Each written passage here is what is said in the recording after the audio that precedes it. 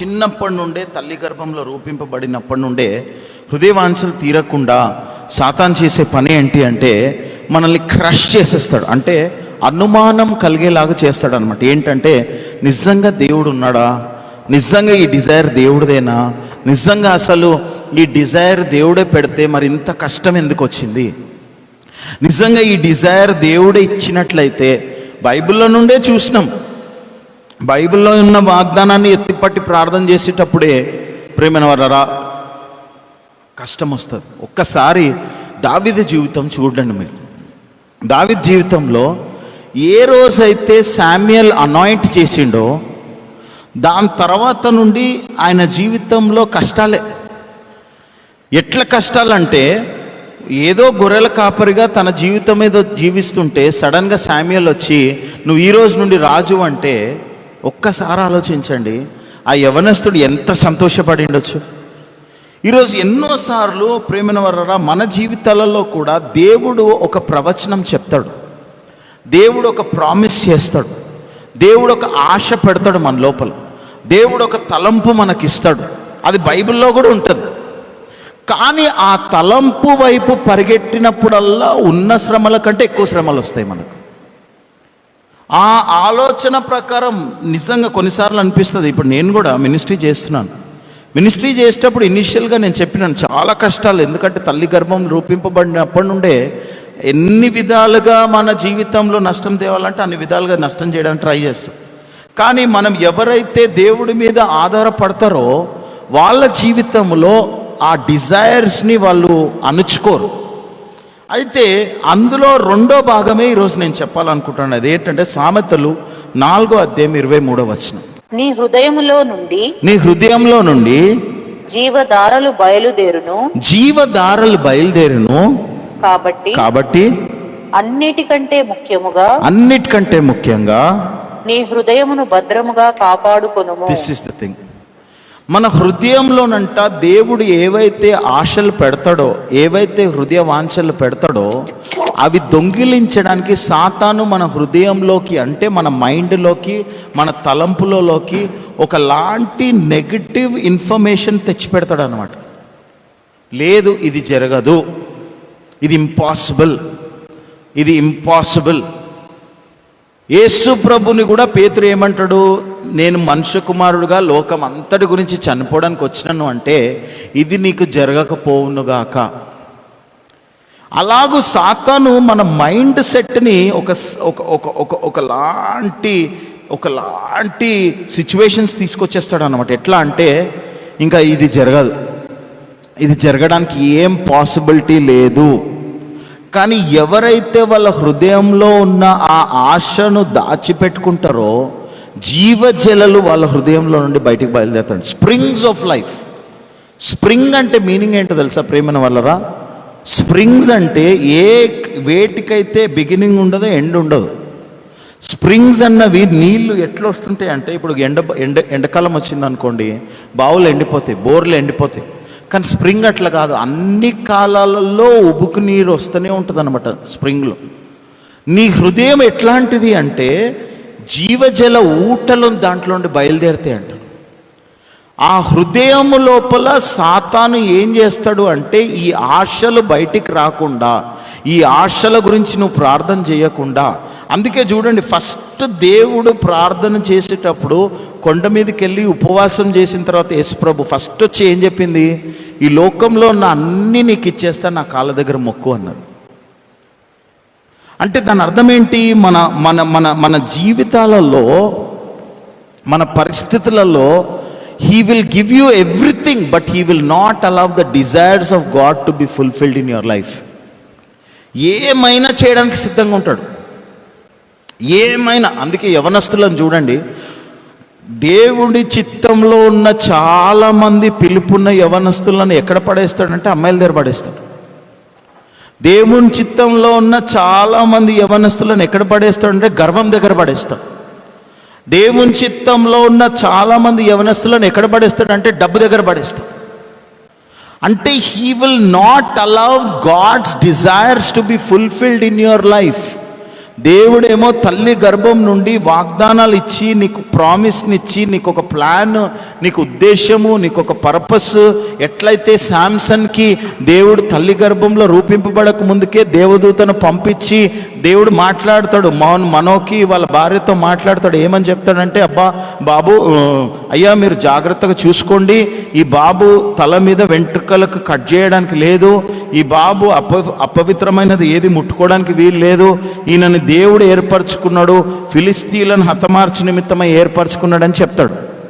కానీ సాతాను అతని జీవితంలో ఆ డిజైరే లేకుండా చేయడానికి ట్రై చేస్తుంది. మీరు గమనించినట్లయితే శాంసన్ లైఫ్లో he never did God's plan out of desire, he did it out of compulsion.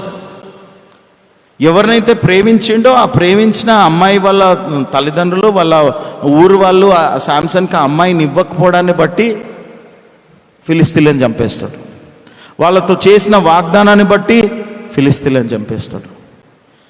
Samson డిలైలా విషయంలో కూడా మీరు గమనించినట్లయితే ఒక వ్యభిచారి దగ్గరికి వెళ్ళి దేవుడిచ్చిన సీక్రెట్ చెప్పేస్తాడు. లాస్ట్ వరకు కూడా he did not fulfil God's plan out of desire, he fulfilled it out of compulsion. అలాగూ చేయడానికి ట్రై చేస్తాడు దేవుడు. అందుకు ఆ ఎగ్జాంపుల్ నేను మీకు చూపిస్తున్నాను. ఈరోజు నీ జీవితంలో నీ హృదయాన్ని నువ్వు ఎంత దాచుకోవాలంటే, నీ హృదయంలోకి నెగిటివ్ రానివ్వకూడదు. నీ డిజైర్స్ని, దేవుడు పెట్టిన తలంపులను, దేవుడు పెట్టిన ఆశలను, దేవుడు పెట్టిన డిజైర్స్ నెరవేరబడకుండా నీ జీవితంలో పాపము కానీ, స్త్రీ కానీ, డబ్బు కానీ, మనుషులు కానీ ఏవొచ్చినా కానీ కూడా నువ్వు హృదయంలో నుండి జీవజల ఊటలు బయటికి బయలుదేరుతున్న సంగతి గుర్తుపట్టి, ఎప్పుడైతే నీ డిజైర్స్ కంటిన్యూస్గా దేవుడి దగ్గరకు అడుగుతావో నువ్వు, ఎప్పుడైతే ఆ డిజైర్స్ని బట్టి దేవునిలో ఆనందిస్తావో నువ్వు, ఆ ఆశలని దేవుడు నెరవేర్చాలని దేవుడి దగ్గర కనిపెడతావో నీవు దేవుని యొక్క కృపను బట్టి దావీదులాగా అన్ని విషయాలలో విజయం పొందుకునే వ్యక్తిగా ఉంటావు. ప్రేమైన వారు ఒక్కసారి ఆలోచించండి, దావీదుకి చాలా ఆశలు ఉండే. ఈ వ్యక్తి ఎట్లా వినట్లేదు అని చెప్పి ఆయన జీవితంలో ఉన్న వీక్నెస్ బెత్షెబాని తీసుకొచ్చిండు. అట్లా మన జీవితాలలో కూడా ఎన్నోసార్లు మనము దేవుడి ఆశలు నెరవేర్చడానికి, దేవుడు మన హృదయంలో పెట్టిన ప్రణాళిక నెరవేరబడకుండా ఒరిజినల్గా మనం ఎవరి ద్వారా బ్లెస్ అవుతామో వాళ్ళని కట్ చేసేస్తాడు. డిజైర్స్ నిజము కాదు, ఇది అబద్ధము అని చెప్పే విధముగా మనకు అసలు నువ్వు కోట్ల రూపాయలకు ఆస్తికర్త అవుతావు అని దేవుడు చెప్పిండు అనుకోండి, దాని గురించి ప్రార్థన చేస్తున్నప్పుడు నీ జోబులో ₹1 ఉండదు. నీకు 10 ఇల్లులతో ఉంటాయని దేవుడు చెప్పిండు అనుకోండి, నీ జీవితంలో 10 ఇల్లులు కాదు కదా, ఒక్కరికి రెంట్కి కట్టుకోవడానికి డబ్బులు కూడా ఉండదు. నీ ద్వారా అనేకులను దేవుడు రక్షిస్తాడని దేవుడు చెప్పిండు అనుకోండి, ఆ రోజు నుండి సాతాను చేసే పని ఏంటో తెలుసా? రక్షణ కాదు కదా, అనేక మంది నీ ద్వారా రక్షణలో వచ్చిన వాళ్ళు కూడా కృంగిపోయే పరిస్థితులలో ఉంటారు. అంటే he will create a situation where you will start believing that did really put a desire, ఇది నా ద్వారా వచ్చిందా లేకపోతే దేవుడే నిజంగా ఈ ఆశను పెట్టిండా? కానీ ఆ టైంలో గనక నువ్వు అనుమాన పడకపోతే, ఆ టైంలో గనక ఆ ఆశను దేవుడి దగ్గర పెట్టి స్తుతించకపోతే, ఆ టైంలో గనక నువ్వు పాపంలో పడకుండా నీ హృదయంలో దేవుడు పెట్టిన తలంపును, ఆశను బట్టి నువ్వు స్తుతిస్తే, ఆ టైంలో దుష్టుల ఆలోచన చొప్పున నడవకుండా ధైర్యంగా ముందుకు వెళ్తే, ఆ టైంలో ఇంకా డబుల్ దేవుడికి ఇస్తే, ఇంకా డబుల్ టైం ఇస్తే, ఇంకా డబుల్ మనీ ఇస్తే, ఇంకా డబుల్ ఆనర్ ఇస్తే, నీ జీవితంలో it will be completely done. నిన్న మెసేజ్లో నేను చెప్పినాను, అబ్రహాము ఏ పరిస్థితికి వచ్చేసిందంటే, దేవా నువ్వు నిజంగా నువ్వు ఇచ్చినావా ప్రభువా? ఒకవేళ నువ్వే ఇస్తే నా పనోడు నా డబ్బంతా తీసుకుంటాడేమో అన్నాడు. మళ్ళా రెండోసారి వచ్చి దేవుడు, లేదు అబ్రహామా నిన్ను నక్షత్రంలో వల్ల దీవిస్తాను అంటే, నిజమే కానీ ప్రభువా ఇస్మాయిల్ని దీవిస్తే చాలు, నాకు కొత్త కుమారుడు వద్దు అన్నాడు. దేవుడు ఏమన్నాడు తెలుసా? ఇస్మాయిల్ని నేను దీవిస్తా, అది వేరే విషయం, కానీ I will give you Isaac. He will try to, please understand, present వరల్డ్లో సాతాను చేస్తున్న పని ఏంటంటే, అనేక మంది జీవితాలలో దేవుడు హృదయంలో భారం పెట్టిండు, హృదయంలో ఆశలు పెట్టిండు. హృదయంలో దేవుడి కొరకు వెలిగింపబడాలనే ఆశలు పెట్టిండు. కానీ చాలామంది వాళ్ళ హృదయాన్ని కాపాడుకోవట్లేదు. వాళ్ళ హృదయంలోకి ఏం పోతుందో అది కాపాడుకోవట్లేదు. అందుకే ప్రేమైన వారరా, వీలున్నంత మట్టుకు మనము we should be with people who will push you to do more prayer. ఎక్కువ ప్రార్థన చేసే వాళ్ళతో మనం సహవాసం చేయాలి. ఎక్కువ వాక్యం చదివే వాళ్ళతో మనం సహవాసం చేయాలి. ప్రార్థన గురించి చెప్పే వాళ్ళతో కాదు, మనతో కలిసి ప్రార్థన చేసే వాళ్ళతో మనం ఉండాలి. చాలామంది ప్రార్థన గురించి గంట సేపు చెప్పొచ్చు, చాలామంది వాక్యం గురించి గంట సేపు చెప్పొచ్చు, కానీ నీతో కలిసి ప్రార్థన చేసే వారితో నువ్వు గట్టిగా ఉండాలి. ఎందుకో తెలుసా ప్రేమైన వారరా, నీ హృదయం నుండి జీవజల ఊటలు బయటకు వస్తాయంట. జీవజల ఊటలు అంటే దాని అర్థం ఏంటో తెలుసా? అక్క మళ్ళీ చదవకావచ్చు. Proverbs 4:23. నీ హృదయములో నుండి జీవధారలు బయలుదేరును, కాబట్టి అన్నిటికంటే ముఖ్యంగా నీ హృదయమును భద్రముగా కాపాడుకోము. ఎట్లా భద్రంగా కాపాడుకోవాలి? Psalm 19:14. యెహోవా నా ఆశ్రయదుర్గమా, నా విమోచకుడా, నా నోటి మాటలును నా హృదయ ధ్యానము నీ దృష్టికి అంగీకారం లగునుగాక. ప్రేమైన వారలారా, మన నోటి ద్వారా మన ఆశలను మనం చంపుకోవచ్చు. ఎట్లా అనొచ్చు? ఏం ప్రభా ఇది, ఎందుకు ఇది ఇట్లా జరుగుతుంది, లేకపోతే నాకే ఎందుకు ఇట్లా జరుగుతుంది, లేకపోతే పేతురులాగా 3 సార్లు ఆయనకి కష్టం వచ్చినప్పుడు తనను తాను శపించుకున్నాడంట. 3 సార్లు శపించుకున్నాడంట పేతురు. ఒక్కసారి ఆలోచించండి. దేవుడితో నలిచిన వ్యక్తి, దేవుడు వెంబడించిన వ్యక్తి, దేవుడితో కలిసి తిరిగిన వ్యక్తి, దేవుడితో అద్భుతాలు అనుభవించిన వ్యక్తి, దేవుడి యొక్క స్వరం వినిన వ్యక్తి, దేవుడు యొక్క సంఘాన్ని మొదలు పెట్టాల్సిన వ్యక్తి నోటి మాటల దగ్గర కొలాప్స్ అయిపోయింది. దేవునికి స్తోత్రము. దేవుడు పేతురుని మళ్ళా పిలిచి 3 సార్లు ఏవేవైతే నెగిటివ్ మాట్లాడిండో 3 సార్లు పేతురు నెగిటివ్ మాట్లాడిని. 3 సార్లు యేసు ప్రభు పేతురును నన్ను ప్రేమిస్తున్నావా, పేతురును నన్ను ప్రేమిస్తున్నావా, పేతురును నన్ను ప్రేమిస్తున్నావా అని అవి క్యాన్సిల్ చేయకపోయింటే పేతురు జీవితంలో ఆయన సంఘాన్ని స్థాపించేవాడే కాదు. ఈరోజు నోటి మాటలు, హృదయ ధ్యానము దేవుడికి అంగీకారంగా ఉండాలంట. నీ ఆశలు దేవుడు నెరవేర్చాలి అంటే this is the secret. May the meditation of my mouth. Meditation అంటే ఏంటో తెలుసా? Repeated words, continuously concentrating on one point. Meditation అంటే ఏంటి? లోకరీతిగా మెడిటేషన్ అంటే ఏంటంటే ఒకటి అనుకొని దాన్నే కాన్సన్ట్రేట్ చేయడం.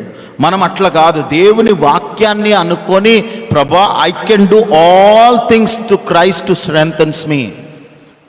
దేవుడి ద్వారా నేను అన్ని విషయాలలో విజయం పొందుకుంటాను. దేవుణ్ణి ప్రేమించిన వారికి అన్నీ సమకూడి మేలు. అరే నీ కళ్ళ ముందర నష్టం జరుగుతుంది, నీకు సమకూడి మేలు జరుగుతుంది ఏంటి అని బుర్ర చెప్తుంటుంది. కానీ నువ్వు ఆ టైంలోనే I will not speak negative, I will not think negative. అరే నీకు డబ్బులు ఇచ్చినావు, నీకు నష్టమైపోతుందని మైండ్ చెప్తుంది.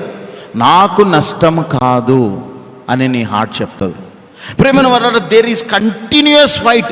నీ డిజైర్స్ని సప్రెస్ చేసి నిన్ను దేవుడి ప్లాన్లో నుండి బయటికి తీసి నిన్ను పాపర్గా, బలహీనుడుగా, అనారోగ్యతలో, బలహీనతలో చంపేయాలన్నది సాతాను ప్లాన్.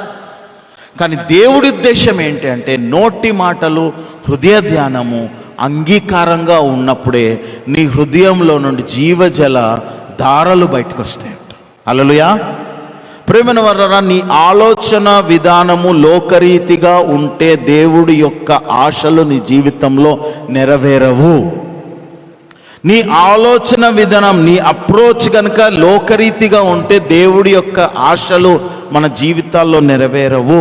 ఇంకొక వచనం కూడా చూడండి, లూకా సువార్త 6:45. సజ్జనుడు తన హృదయమును మంచి ధననిధిలో నుండి, సజ్జనుడు తన హృదయమును మంచి ధననిధి అంట. హృదయము, heart is a good treasure. ఇంగ్లీష్లో ఏమనుందో తెలుసా?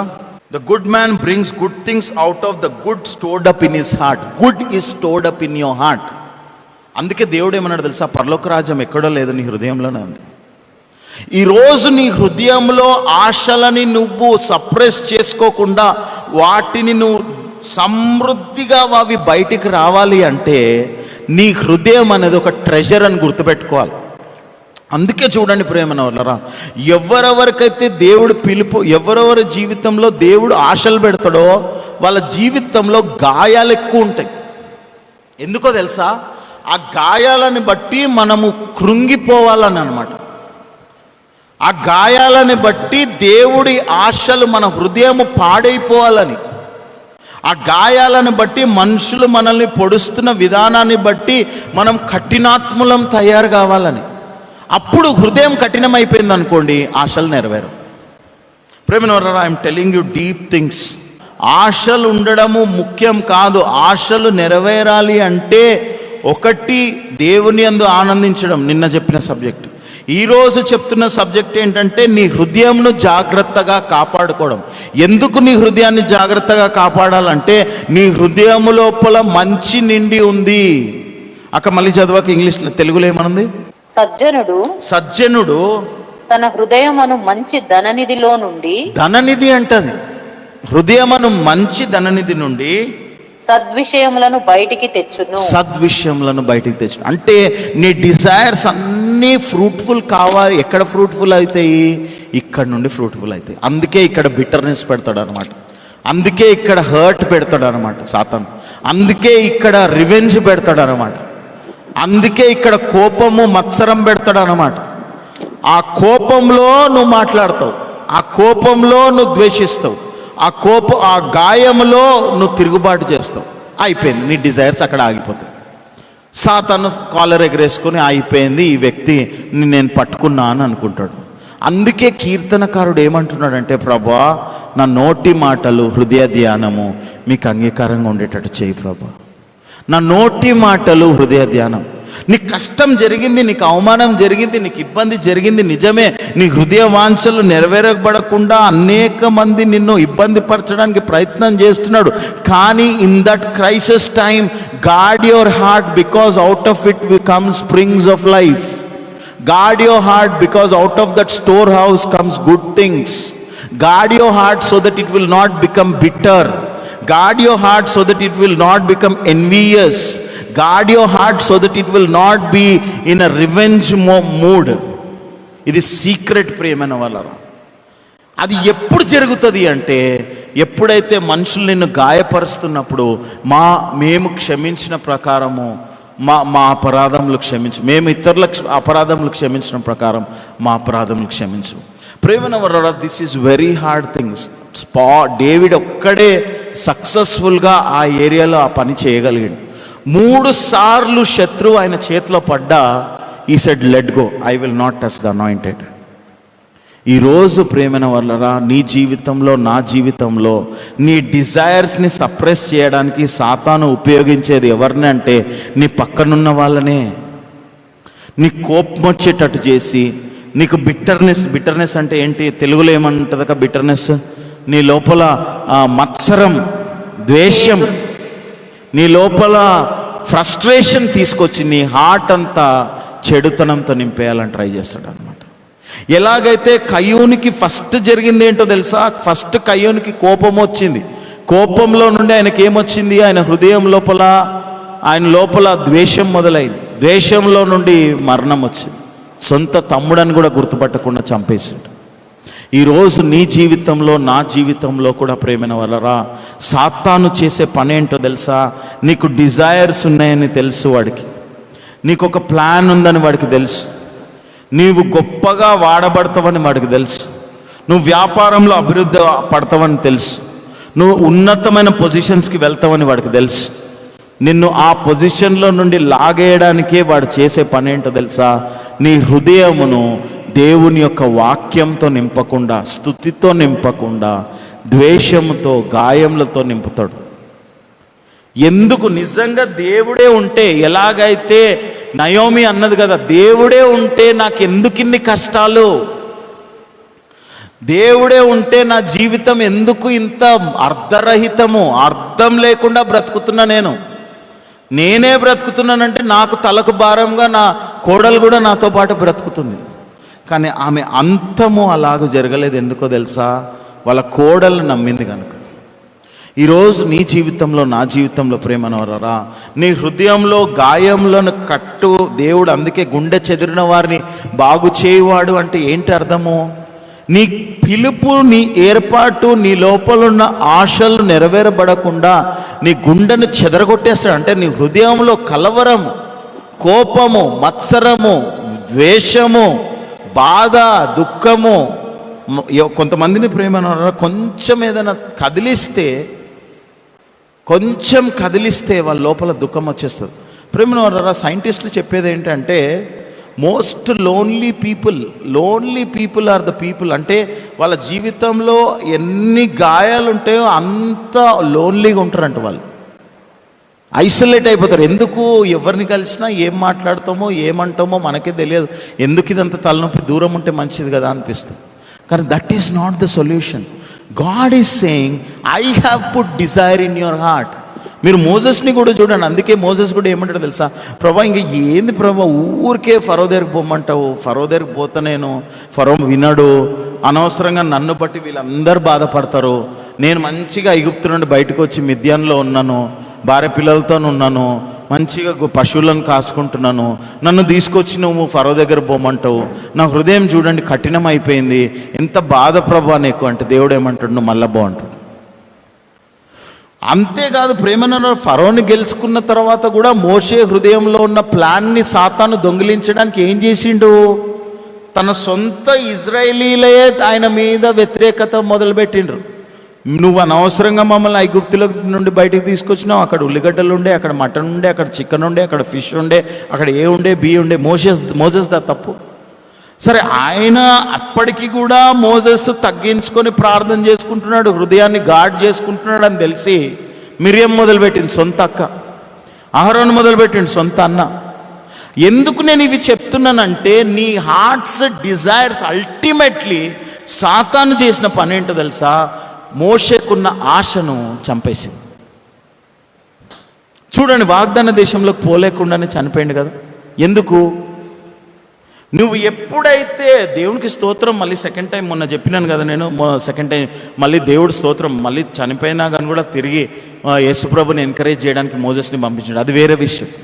కానీ ఒరిజినల్గా ఎప్పుడైతే దేవుడు అసలు వాగ్దాన దేశంలోకి ఐగుప్తులో నుండి మోషేని తీసుకెళ్ళిన తర్వాత ఎన్ని ఆశలు పెట్టుకుని ఉండొచ్చు కదా. జాషువా వచ్చి చెప్తాడు, అక్కడ పాలు తేనెలు ప్రవేశించే దేశం, ద్రాక్ష గలలు కూడా భోజనం షోల్డర్ మీద పెట్టుకొని రావాల్సిన పరిస్థితి ఉంది, అంత ఫర్టైల్ ల్యాండ్ అది అని చెప్తే మోసెస్ కూడా మానవుడు కదా, ఎంత ఆశపడిండొచ్చు కదా. కానీ ఆ ఆశను చంపేసింది చూడండి సాతాను. ఎన్నో సంవత్సరాల నుండి ట్రై చేస్తుంది, హృదయంలోకి ఎంటర్ కావాలని ట్రై చేస్తుంది, ప్రతిసారి విక్టరీ పొందుకుంటున్నాడు మోసెస్. లాస్ట్కి వచ్చి ఏంది ప్రభా ఇది, వీళ్ళు ఊరికే గునుగుతారు సనుగుతారు అని చెప్పి రాయితో పోయి మాట్లాడమంటే కొట్టి వచ్చిండు. అయిపోయింది, డిజైర్ అంతా పోయింది. ఈరోజు దేవుడు నీతో కూడా అదే మాట్లాడుతున్నాడు. నీ డిజైర్స్ ఫుల్ఫిల్ కాకుండా నీ హార్ట్ మీద సాతాను అటాక్ చేస్తున్నాడు, కోపం వచ్చేటట్టు చేస్తున్నాడు, నీ హార్ట్ లోపల మనుషుల మీద వ్యతిరేకత పెడుతున్నాడు, నీ హార్ట్ లోపల మనుషులని ద్వేషించేలాగా చేస్తున్నాడు. నీ జీవితంలో మోషే ఎలాగైతే నోటి దాకా వచ్చిన ముద్ద గద్దెత్తికిపోయింది అనేలాగా వాగ్దాన దేశం దాకా తీసుకుపోయి ఆయనకు రావాల్సిన క్రెడిట్ జాషువాకు వస్తే ఎంత బాధపడిండొచ్చు కదా. ఆయన రెండోసారి కూడా అడిగిండంట. మోషేకి తెలుసు కదా సీక్రెట్. దేవుడు ఏమన్నాడు తెలుసా? ఇది తప్ప వేరేవన్నీ మాట్లాడు అన్నాడంట. చూడండి, అంటే ఈరోజు నీకు ఎంత పెద్ద డిజైర్ ఉందో అంత నీ హృదయాన్ని నువ్వు కాపాడుకోవాలి. నీకెంత పెద్ద దేవుడు నీ లోపల ఆశ పెట్టిండో అంత హృదయాన్ని కాపాడుకోవాలి. హృదయాన్ని కాపాడుకోకుండా కోపము, చికాకు, విసుగుదల, ఆందోళన, భయము, ఇతరుల పట్ల ద్వేషము, అన్యాయము, మోసము జరుగుతాయి. కానీ నువ్వు ఎట్లా రెస్పాండ్ అవుతున్నావు? మోసెస్ లాగా రెస్పాండ్ అవుతున్నావా?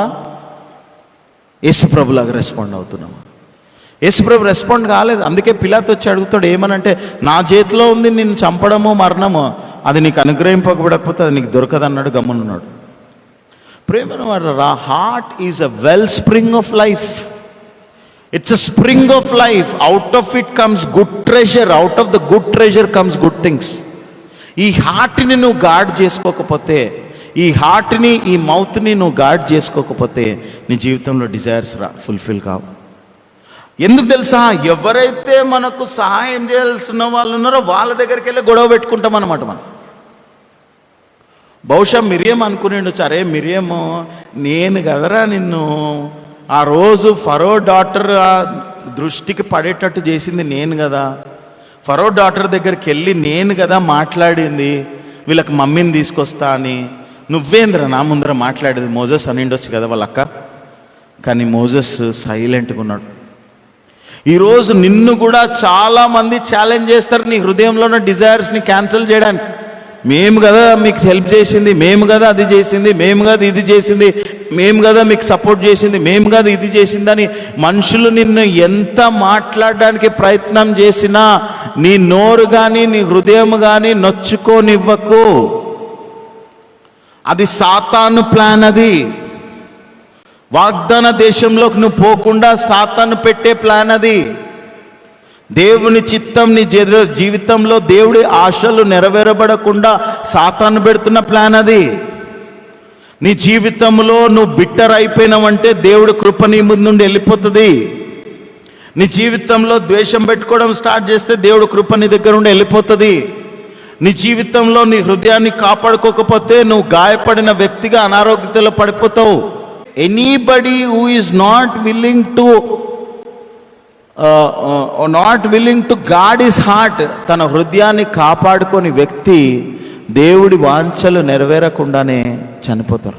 నువ్వు ఎవరెవరి మీద గాయం పెట్టుకున్నావో, ఎవరెవరి మీద ఆయాసం పెట్టుకున్నావో అది వాళ్ళకి నష్టం కాదు, నీకు నష్టం అవుతుంది. ఒకవేళ నువ్వు వాళ్ళ మీద అట్లనే ఆయాసం పెట్టుకుంటే నీ వాంఛలు ఆగిపోతాయి. మోజెస్ యాక్చువల్లీ దేవుడి మాట వినకపోవడాన్ని బట్టి మోజెస్కి నష్టమైంది. ఇజ్రాయేలీలకైతే నీళ్ళు వచ్చినాయా లేదా?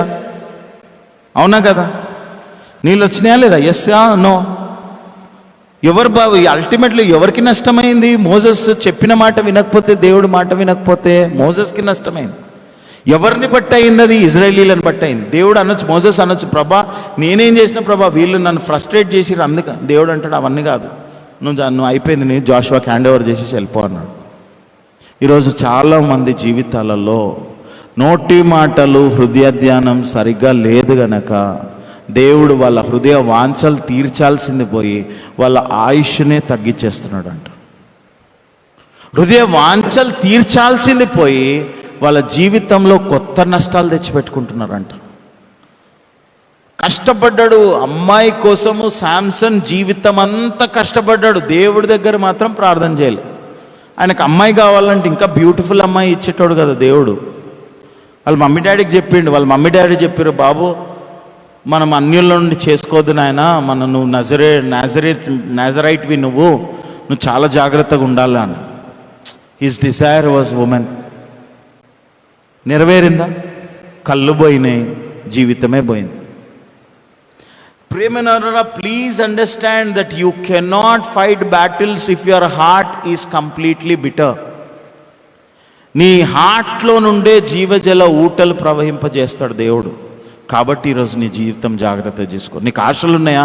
బ్రదర్ నాకు ఈ డిజైర్ ఉంది, ఈ డిజైర్ ఉంది, ఈ డిజైర్ ఉంది, ఈ డిజైర్ ఉంది, ఈ డిజైర్ ఉంది, ఈ డిజైర్ ఉంది, ఈ డిజైర్, సూపర్. ఆ నోటి నుండి ఏం బయటకు వస్తుంది? Be very careful. కొన్నిసార్లు ప్రేమైన వాళ్ళరా దాన్ని బట్టి సంవత్సరాలు నువ్వు బయటపడలేవు. You want to come out of it, even you want to come out you will not be able to come out of it. So కాబట్టి ఈరోజు నేను క్లోజ్ చేస్తున్నా. దేవుడు నీతో మాట్లాడుతున్నాడు, నా కుమారుడా, నీకు ఆశలు ఒక్కటి ఉంటే సరిపోదు, నోటి మాటలు హృదయ ధ్యానం కూడా సరిగ్గా ఉండాలి. నోటి మాటలు హృదయ ధ్యానం సరిగ్గా ఉండకుండా నిన్ను మనుషులు గాయపరుస్తారు. జాగ్రత్తగా ఉండు. మోషేలాగా తొందరపడి చెప్పున మాట్లాడమంటే కొట్టకు. చాలా కష్టం అది. It's not an easy thing. You need to guard it. ఒక్కసారి అదొక్కటి చదివేసి మళ్ళీ ఒకసారి అందరం చదువుదాం. మీ బైబిల్ అందరూ సామెతలు 4వ అధ్యాయం 23వ వచనం మళ్ళీ ఒకసారి చదువుదాం. నీ హృదయములో నుండి నీ హృదయంలో నుండి జీవధారలు బయలుదేరును జీవదారులు బయలుదేరును. కాబట్టి అన్నిటికంటే ముఖ్యంగా కూడా నేను మాట ఉపయోగిస్తున్నాడు. అన్నిటికంటే ముఖ్యంగా నీ హృదయమును భద్రముగా కాపాడుకొనుము. ఇంగ్లీష్లో ఏమని ఉంటుందో చూద్దాం. అది above all else guard your heart for it is the well spring of life. Well spring of life. Next verse ఏమని ఉందో చదవక. మూర్ఖపు మాటలు నోటికి రానివ్వకుము. పెదవుల నుండి కుటిలమైన మాటలు రానియకుము. ఇది సీక్రెట్. నీకు డిజైర్స్ ఒక్కటి ఉంటే సరిపోదు. నువ్వు డిజైర్స్లో స్తుతిస్తేనే సరిపోదు. నీ డిజైర్స్ ఫుల్ఫిల్ అవ్వాలంటే మోజస్ లాగా సాత్వికుడవై దీన మనసు కలవాడవై you have to keep walking. ప్రేమ కలిగిన తండ్రి, పరిశుద్ధమైన దేవా, ఈరోజు ప్రార్థన చేసిన విధముగా నిండు మనసుతో God's grace Christian assembly church మెంబర్స్ని, లైవ్లో ఉన్న వారిని, సార్వత్రికంగా ప్రభా మరి మాకు ఎవరెవరైతే కనెక్ట్ అయి ఉన్నారో అందరినీ కూడా bitterness, anger, pride, hearts desires steal చేయడానికి సాతాను ప్లాన్ చేస్తున్న ప్రతి చీకటి క్రియ నుండి మమ్మల్ని విడిపించండి. Deliver us from bitterness, deliver us from things which would hurt us, O father. Deliver us from things which would trouble us, O father God. దేవా, మమ్మల్ని శోధనలకు తేక దుష్టుని తప్పించండి. ఈ మంత్ కావాల్సిన హెల్త్, ఫైనాన్సెస్, స్పిరిచువాలిటీ మాకు దయచేయమని, ఈ మంత్లో ఎవ్వరికి ఏ కొదువ లేకుండా ఎక్స్ట్రాడినరీ మిరకల్స్ మేము ఈ మంత్లో పొందుకోవడానికి ఒక్కొక్కరిని అభిషేకించమని యేసు నామంలో ఒక్కొక్కరి జీవితంలో ఈ మెసేజ్ నాయన ప్రభా కంటిన్యూస్గా మెడిటేట్ చేసి ఈ డిజైర్స్ విషయంలో, డిజైర్స్కి కావాల్సిన ఒబీడియన్స్కి కావాల్సిన మెడిటేషన్ ఆఫ్ ద హార్ట్, నోటి మాటలు, హృదయ ధ్యానం విషయంలో మేము జాగ్రత్తగా ముందుకు వెళ్ళడానికి సహాయం చేయమని యేసు నామంలో ప్రార్థించి వేడుకుంటున్నాం తండ్రి. ఆమేన్.